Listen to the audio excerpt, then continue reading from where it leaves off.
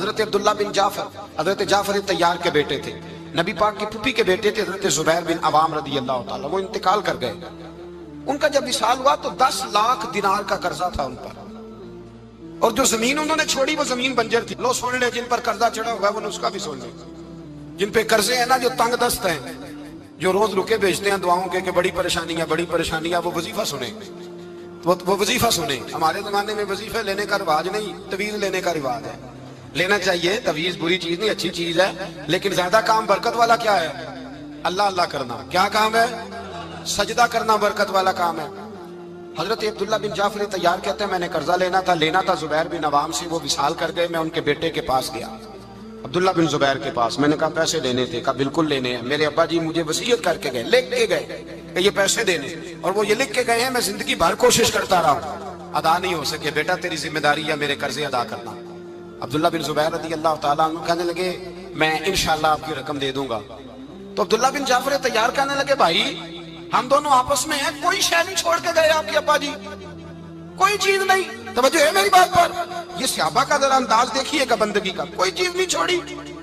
حضرت زبیر بن عوام کہنے لگے ایک زمین کا ٹکڑا ہے، وہ بھی بنجر ہے، اس میں بھی کوئی کھیتی نہیں اگتی، سبزہ نہیں ہوتا، بنجر ہے، پانی کوئی نہیں، اور وہ اتنی خشک ریتلی زمین ہے کہ بڑا مشکل کام ہے وہاں سیراب کرنا، بے آباد زمین ہے۔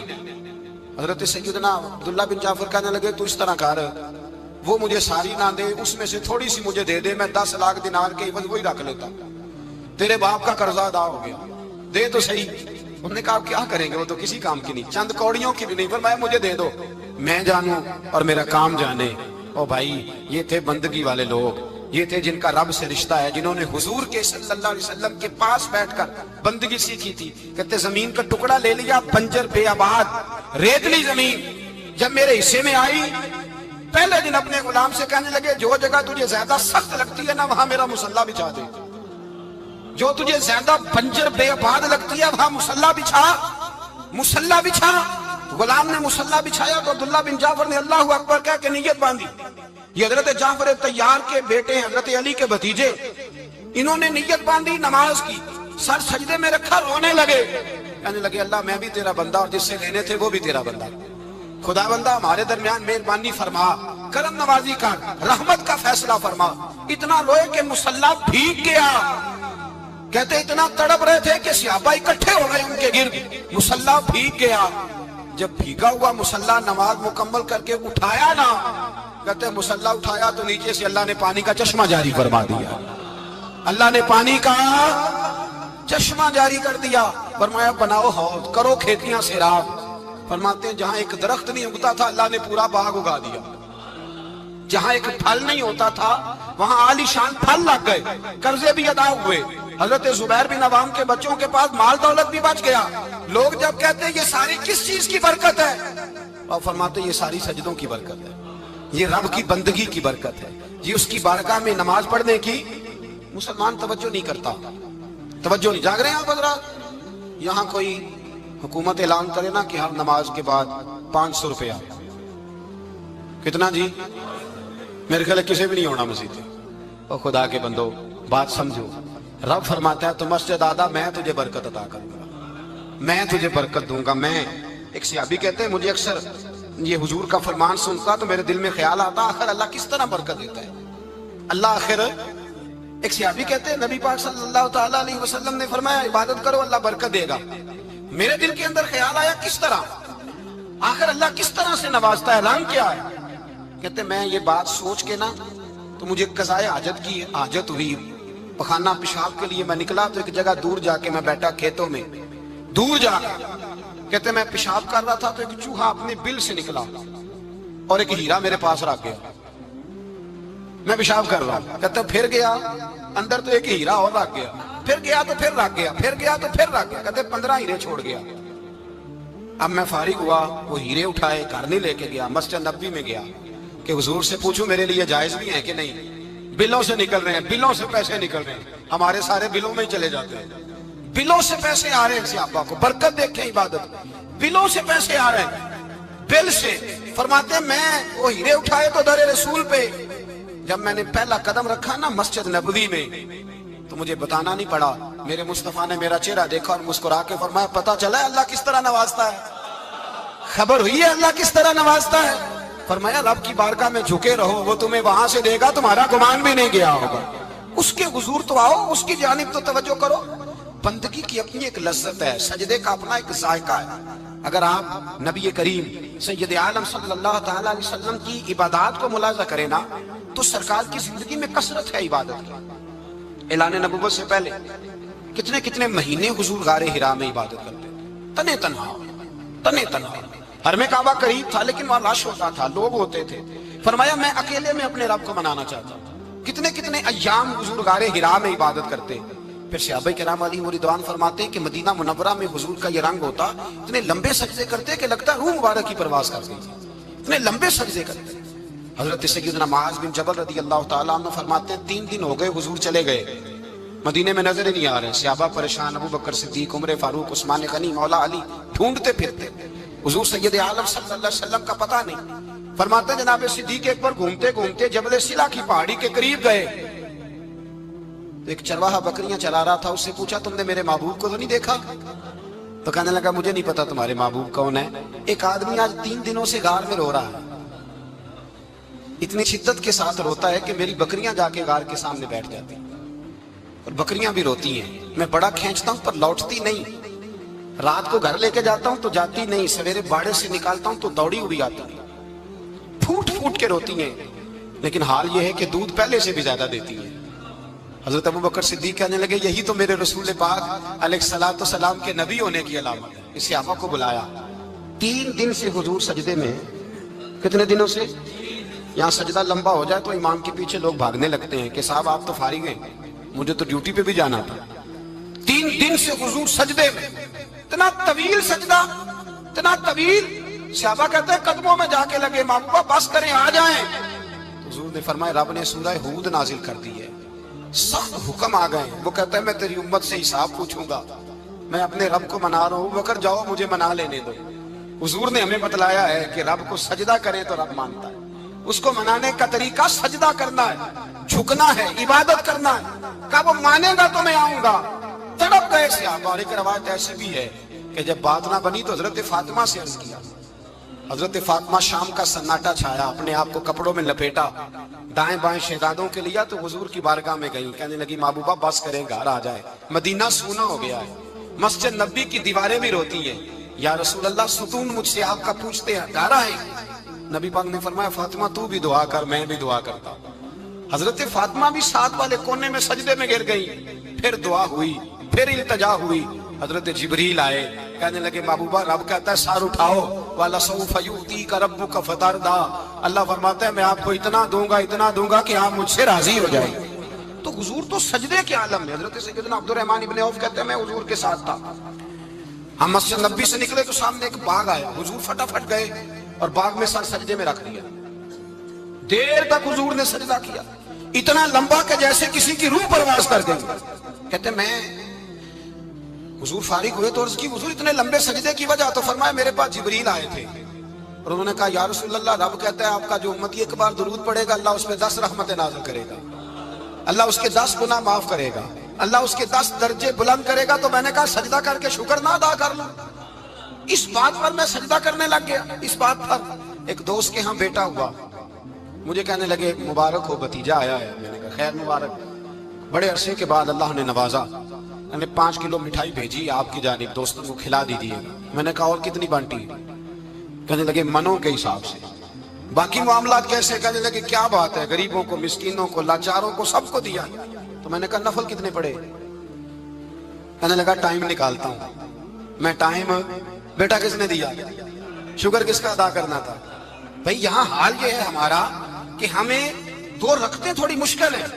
اگر کہا جائے کہ 25 من مٹھائی تقسیم کرنی ہے تو وہ آسان ہے، ہم نے اپنے لیے عبادت کو، ریاضت کو بہت سا بنا لیا، اس کو اتاریں کچھ بھی مشکل نہیں۔ رب کی بارگاہ میں جتنا بندہ جھکتا جاتا ہے اتنا ہی اللہ اسے اور عزت عطا کرتا جاتا ہے۔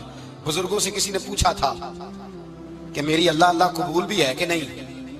تو وہ کہنے لگے رب کو تیری پہلا سجدہ قبول تھا تو تب اس نے دوسرے کی توفیق دی تھی، اسے تیری فجر قبول تھی تو تجھے زور پڑھنے کی توفیق دی، اس نے تیرا پہلا روزہ قبول کیا تو دوسرا رکھنے کا موقع دیا۔ یہ علامت ہے قبولیت۔ میرے محبوب نے فرمایا بندگی کرو، اس کے حضور آؤ، کبھی کا صلاۃ اللیل پڑھو، کبھی کا تہجد پڑھو، کبھی کا اشراق پڑھو، کبھی کا چاشت پڑھو، کبھی کا اوابین پڑھو۔ اور میرے مصطفیٰ نے فرمایا ہو سکے تو اٹھ کے تہجد پڑھو، باقی نمازوں پہ رب تمہیں ثواب دے گا۔ اگر تہجد پڑھو گے تو رب تمہاری طرف دیکھ کے مسکرائے گا، جو اس کی شان کے لائق ہے وہ مسکرائے گا۔ مصلی آباد کریں، مصلی آباد کرنے سے روحانی زندگی آباد رہے گی، من کے اندھیرے دور ہوں گے، روح کی کساوتیں دور ہوں گی۔ انسان اللہ سے جڑا ہوتا ہے تو اس کی بندوں کی جانب توجہ ہی کم جاتی ہے، حسد کون کر رہا ہے، مخالفت کون کر رہا ہے، جھگڑا کون کر رہا ہے، بغض کون پیدا کر رہا ہے، ان چیزوں سے ویسے ہی بچا رہتا ہے۔ میرے محبوب پاک سید عالم صلی اللہ علیہ وسلم کثرت سے سجدہ کرتے ہیں۔ قیامت کے دن حضور شفاعت کس طرح کریں گے؟ سجدہ کر کے 4 سجدے کریں گے حضور۔ بخاری مسلم میں موجود ہے، صحابہ کرام فرماتے ہیں حضور نے فرمایا جب امتیں پریشان ہو کے نبیوں کے پاس جائیں گے تو پھر میرے پاس آئیں گی، جب میرے پاس آئیں گی تو میں سجدہ کروں گا اور خدا سے کہوں گا یا اللہ ان کا حساب تو شروع کر۔ فرمایا میرے ایک سجدے سے اللہ حساب شروع کرے گا۔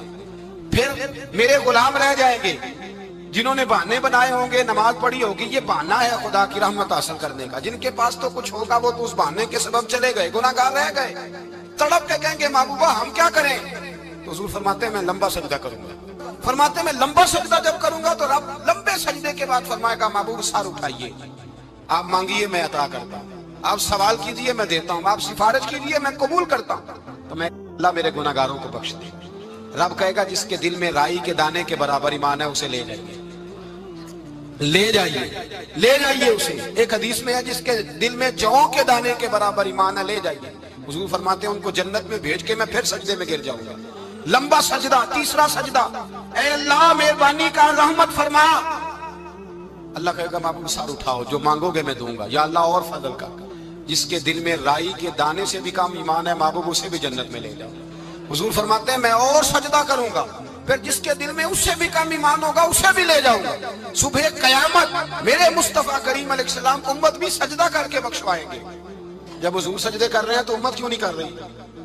حضور سجدے کر کے بخشوائیں گے، امت سجدہ ہی نہیں کر رہی، توجہ ہی نہیں کر رہی۔ میرے بھائی سجدے کی اتنی کیفیت ہے، عبادت کی اتنی لذت ہے کہ حضرت عائشہ فرماتی ہیں تیز آندھی آتی تو حضور نماز پڑھنے لگے، تیز آندھی آتی تو نماز پڑھتے، بارش نہ ہوتی تو نماز پڑھتے، بارشیں زیادہ ہوتی تو نماز پڑھتے، سورج گرہن ہوتا تو حضور نماز پڑھتے، چاند گرہن ہوتا تو نبی پاک، بلکہ حضرت عائشہ کہتی ہیں گرہن لگا چاند کو تو حضور نے فٹافٹ سر سجدے میں رکھ دیا، اور نماز کے بعد حضور رونے لگے، کہنے لگے اے اللہ تو نے کہا نہیں تھا کہ میں تیری موجودگی میں انہیں عذاب نہیں دوں گا؟ اللہ درگزر کر اپنے بندوں سے، رحمت فرما، کرم نوازی فرما۔ فرمایا ہر موقع پر حضور نماز پڑھتے۔ سید عائشہ صدیقہ فرماتی ہیں کبھی کبھی میرے بسترے نور میں حضور ہوتے، فرماتے ابو بکر کی بیٹی تو اجازت دے تو رب کو راضی نہ کر لوں؟ میں کہتی میری کیا جرت ہے، تو حضور نماز کی نیت باندھتے۔ بخاری مسلم میں لفظ ہیں، حضرت عائشہ کہتی ہیں حضور اتنی لمبی نماز پڑھتے کہ قدموں میں ورم آ جاتا، اتنی لمبی بندگی فرماتے کہ قدم مبارک سوج جاتے، ورم آتا۔ میں عرض کرتی حضور آپ کی برکت سے اللہ اگلے پچھلوں کو معاف کرے گا، آپ اتنی آہوزاری کیوں کرتے ہیں؟ اللہ نے آپ کو محبوب بنایا ہے، شفاعت کا حق دیا ہے، سب سے اعلیٰ امت دی، حضور اتنی آہوزاری؟ تو حضور فرماتے عائشہ تو نے بتایا نا رب نے مجھے بڑا دیا ہے، افلا اکون عبدا شکورا، اب میں رب کا شکریہ ادا نہ کروں؟ میں لمبی نمازیں پڑھ کے اس کا شکریہ ادا کرتا ہوں، اس کی بارگاہ میں حاضر ہوتا ہوں۔ میرے بھائی نماز نہیں تو انسان کاہے کا، سجدہ نہیں تو اس نے زندگی کہاں بتا دی؟ اگر اللہ کی بارگاہ میں ایک صحابی نے سر سجدے میں رکھا تو ماتھے پہ مٹی لگ گئی، وہ جھاڑنے لگے، میرے قریب نے فرمایا نہ جھاڑ، جب تک سجدے کی مٹی پیشانی پہ رہتی ہے اللہ کے فرشتے درود پڑھتے رہتے ہیں، اس سے رہنے دو، یہ تو لذت ہے۔ عزت والا وہ ہے جو مالک کی بارگاہ میں۔ حضرت صلہ بن اشیم کے بارے میں صحابہ کہتے ہیں بڑے عبادت گزار تھے، نیک تھے۔ حضرت انس بن مالک کہتے ہیں ہم نوجوانوں کا دل کیا کہ ذرا اس صحابی کی عبادت کا تو پتہ کریں، کس طرح کی ہے عبادت کا تو پتہ کریں۔ فرماتے ہیں جنگ کا موقع تھا، رات کے وقت جب دنیا سو گئی نا تو وہ بھی لیٹ گئے، جب دیکھا سب لوگ سو گئے تو چپتے سے اٹھے تو جنگل میں چلے گئے، جنگل میں جا کے نماز کی نیت باندھ لی۔ کہا صلہ بن اشیم صحابی ہیں، وہاں نماز پڑھنے لگے، کہتے ہیں میں بھی پیچھے پیچھے ہو گیا کہ پتہ تو کروں کس طرح پڑھتے ہیں۔ تھوڑی دیر گزری تو شیر آ گیا، شیر نے آ کے تھاڑا، للکارا۔ فرماتے ہیں میں ڈر کے درخت پہ چڑھ گیا۔ حضرت صلہ بن اشیم نے نماز کا سلام پھیرا، اطمینان کے ساتھ شیر سے کہنے لگے اور جا چلا جا کہیں اور رزق تلاش کر، میں تو اپنے رب کی عبادت کر رہا ہوں۔ میں تو اس کی بارگاہ میں جھکا ہوا ہوں, مجھ پر تیرا قبضہ نہیں ہو سکتا. جب جنگلی درندوں کا قبضہ نہیں ہو سکتا تو کسی اور درندے کا عبادت گزار پہ قبضہ ہو سکتا ہے؟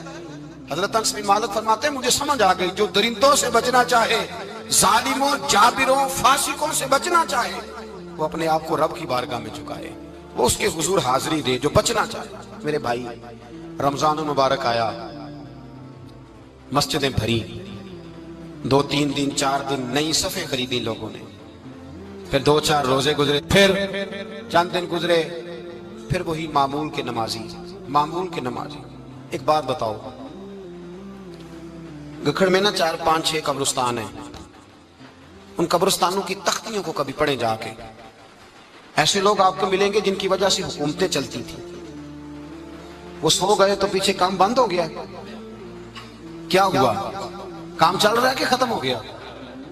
بیٹا جس کا گزارا نہیں نہ ہوتا باپ کے پاس, وہ کہتا ہے میں جی نہیں سکوں گا, وہ بھی جیتا ہے اور کھول کے جیتا ہے. بی بی کہتی ہے میرے تو سر سے تاج اٹھ گیا, زندگی کیسے گزرے گی؟ کچھ بھی نہیں ہوتا, سب ہوتا. 20-20 سال عورتیں بیوہ کی زندگی گزار کے چلی جاتی ہیں. یہ جو ہم نے اپنے اوپر بہت زیادہ بوجھ رکھا ہوا نا, جھوٹ بولتے ہیں بہت سارے لوگ, مجھے وقت نہیں ملتا نماز کا, یہ بہت بڑی جرت ہے, بہت بڑی. مجھے میرا کوئی دوست کہے نا میرے پاس ٹائم نہیں آپ کے پاس آنے کا, تو ہو سکتا ہے میں بگڑ جاؤں. تو کیسا یار ہے, ملنے کا ٹائم نہیں تیرے پاس؟ وہ میرے بھائی تو اللہ سے ہی کہہ رہا ہے کہ میرے پاس ٹائم نہیں تیرے پاس آنے کا, اور رب سے ہی کہہ دیا, تو نے اللہ سے ہی کہہ دیا. نماز اتنا ضروری کام کہ حضور کا وصال کا وقت آیا, عین اس وقت بھی حضور نے فرمایا میری 2 باتیں یاد رکھنا. حضور کیا فرمایا کہ غلاموں سے اچھا سلوک کرنا, دوسرا اپنی نماز کی حفاظت کرنا, اسے چھوڑنا نہ. اور صحابہ کہتے ہیں جب حضور کو بڑی نکاہت ہو گئی, بظاہر قدم نہیں اٹھایا جاتا, اس وقت بھی فرمایا مجھے 2 بندے اٹھا کے لے جاؤ, میں مسجد جا کے نماز پڑھنا چاہتا ہوں. نماز اتنا بڑا کام کہ حضور نے فرمایا جو کھڑے ہو کے نہ پڑھ سکے بیٹھ کے پڑھے, بیٹھ کے نہ پڑھ سکے لیٹ کے پڑھے, لیٹ کے نہ پڑھ سکے اشارے سے پڑھے. چھٹی کسی کو دی, ہم نے خود ہی چھٹی کر لی, خود ہی. اور یہ یاد رکھیں, پکی بات ہے, قبر میں نہ بیٹا آئے گا نہ بیٹی آئے گی. میں بچوں کے لیے کر رہا ہوں, جھوٹ ہے سارا. رجسٹریاں ساری اپنے نام رکھی ہوئی ہیں, بینک بیلنس اپنے نام. بچے تو منتیں کرتے ہیں کہ چلو تھوڑے ہی دو, میں کاروبار کر دوں. کوئی نہیں, قریب بھی نہیں آنے دیتے, جھوٹ بولتے ہیں بچوں کے نام پہ. ہر شے پکی کی ہوئی اپنے نام, اپنی مرضی سے خرچ کرتے ہیں, اپنی مرضی کو دیتے ہیں جس کو دینا ہوتا ہے. بلکہ بہت سارے تو ناانصافی بھی کرتے ہیں. او بھائی سمجھ لیں اس بات کو, پرکھیں, اپنے لیے کچھ کر کے جائیں. اگر خدا سے بندگی کا رشتہ ہو, مولا علی شیر خدا پتہ کیا فرمایا کرتے تھے؟ حضرت علی فرمایا کرتے تھے میں نے تو دعا کی ہے خدا بندہ جنت میں بھی نماز کی توفیق دینا. اگر نماز نہ ہوئی تو جنت میں دل کیسے لگے گا, بغیر نماز کی طبیعت کیسے رچے گی؟ آپ یقین کریں نماز انسان کو بناتی ہے. نماز نکال دی جائے نا تو زندگی کا حسن ختم ہو جائے. لوگ ٹائم دیتے ہیں 3 بجے کا, 4 بجے کا, 5 بجے کا, لیکن مذہبی لوگ ٹائم دیتے ہیں زور کے بعد کا, عصر کے بعد کا, فجر کے بعد کا. مسلمان کی تو ترتیب ہی نماز سے شروع ہوتی ہے. نماز کب فرض ہوئی؟ معراج کی رات. کب فرض ہوئی جی؟ لیکن حضور جب گئے نا حرم شریف, یہاں بھی نماز پڑھا کے گئے, لینے جا رہے تھے نماز, لیکن مسجد اقصی میں بھی 2 رکعتیں پڑھا کے گئے. ابھی نماز آنی تھی, حضور اس سے پہلے نمازیں پڑھا رہے ہیں. تو نماز کا تو رشتہ ہے, نماز سے تو تعلق ہے. نماز حضرت سعید بن مسیب رضی اللہ تعالیٰ عنہ فرماتے یزید کی فوجوں نے جب مدینے پہ حملہ کیا تو انہوں نے گھوڑے باندھ دیے مسجد نبوی میں, 3 دن تک نماز نہ ہونے دی معاذ اللہ. فرماتے ہیں میں دیوانہ بن کے حضور کی قبر کے پاس بیٹھ گیا, میں دیوانہ بن گیا کہ وہ مجھے پاگل اور دیوانہ سمجھ کے چھوڑ دے. فرماتے ہیں قسم اللہ کی عزت کی, جب نماز کا وقت آتا تھا حضور کی قبر سے اذان کی آواز آتی, قبر انور سے جماعت کرانے کی آواز آتی تھی, قبر کے اندر سے. گویا میرے مصطفیٰ, شاید اسی لیے حضور نے 2 غلاموں کو ساتھ رکھا ہے, اذان بھی ہوتی رہے جماعت بھی ہوتی رہے. حضور تو اندر بھی جماعتیں کرا رہے ہو بھائی, وہاں بھی جماعتیں ہو رہی ہیں, اور تو یہاں نماز نہیں پڑھ رہا اور بہانہ بنا کے کھڑا ہے بہانہ بنا کے. نہ ایسا کر, وہ بھی جتنا وقت ملے مسجد میں جا کے گزارے, قرآن شریف کے ساتھ گزارے, ذکر کے ساتھ گزارے, عبادت کے ساتھ گزارے. اپنے آپ کو زیادہ سے زیادہ عبادت میں مصروف کریں. یہ اللہ کے ساتھ رشتہ ہے, عبادت نہیں تو بندگی کاہے کی.